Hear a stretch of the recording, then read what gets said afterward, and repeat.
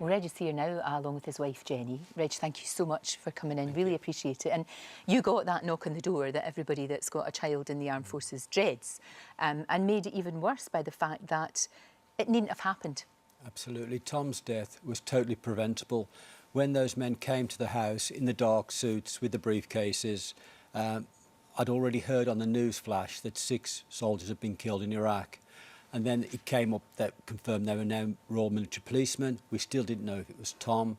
And when they told me, Sally, my late wife, first said, Reg, this isn't the worst. The worst is when this sinks in. And those words were very true. But I accepted that, Lorraine. I knew my son was a soldier and the risk of death goes along with being a serving soldier. And I had to accept that fact. But it wasn't until Tom's colleagues were coming back from Iraq and I was finding out that he'd been stripped of vital equipment. He was being sent into a hostile town where only 2 days earlier the parachute had been rescued, and the method of rescue was using a satellite phone to call for help from the quick response force, and that Tom's radio had been taken from him. He was asking for a sat phone. That was denied him, and they were being told, tough, get out there, get on with it. His death was preventable, and for the Army's Board of Inquiry to say these deaths could not have been prevented was a total lie. So that's when you decided, a very brave thing to do, that you decided you were going to take on Tony Blair in his home constituency. You were going to fight that battle. Well, exactly. By now, I was beginning to find out the facts behind the lack of equipment out there. Professional soldiers doing a professional job without the tools of their trade. And then it became abundantly clear that weapons of mass destruction did not exist, and that Tony Blair had misled Parliament, he'd misled you and I, the British public, but worst of all, he'd misled those brave young men that were going out to Iraq to lay down their lives for his war and Tony Bush's. So a lawyer that had acted for the Red Cap families at the inquest suggested that maybe I should stand against Jeff Hoon because of the equipment issue, the then Defence Secretary. Yes. And then I was called to a meeting in Westminster to meet some people, unbeknown what their objective was, and they asked me if I'd be prepared to go against Tony Blair. It was remarkable. I'll never forget watching your speech. It was a remarkable speech. Did you know what you were going to say? No, that just come from the heart? Because that's what it felt like watching it, you know. Martin Bell, the former BBC war correspondent, came up to help, and he said, Reg, you know, if you're in the top 3, you may well be asked to say a few words. But eventually it became clear that it was going to be a close run thing for third place between me and the Lib Dems. And I just ran through a few thoughts, but then when I realised I was 4th, I thought, well, I'm not going to get a chance to speak now, but I'd got no formal speech or thoughts. But then Bob nudged me, Bob Clay, the agent, said, Reg, go on, you're on. Yeah. I thought, blimey, wow. And I just spoke from the heart, really. You were speaking on behalf of your boy. Yes. That's his Yeah, cap, we have Tom. It? Tom is with us in the studio today, and it is Tom's cap that you will see and his belt in the actual drama in the drama tonight. Yeah.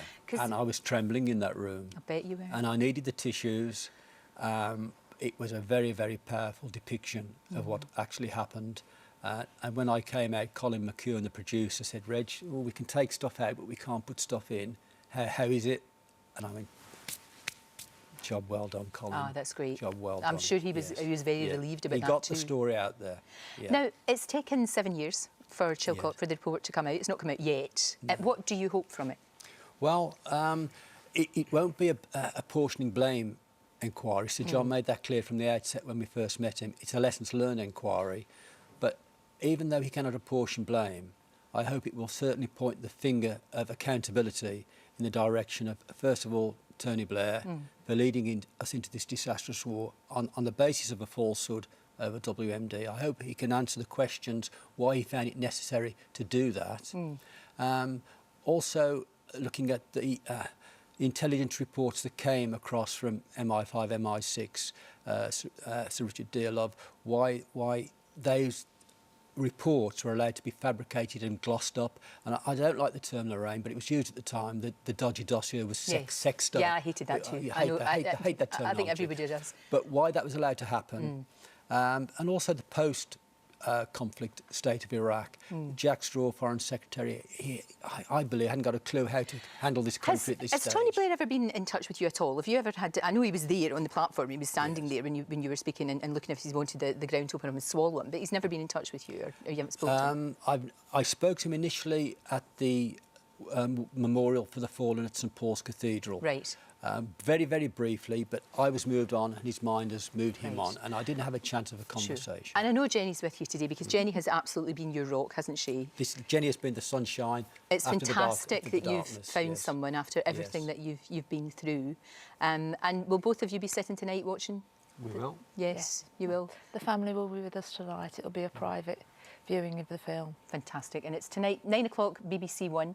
And thank you for bringing Tom's hat in. It feels like he's part of it, which is as it should be. Thank you, Reg. Thank you. Great to talk to you. Thank you very much.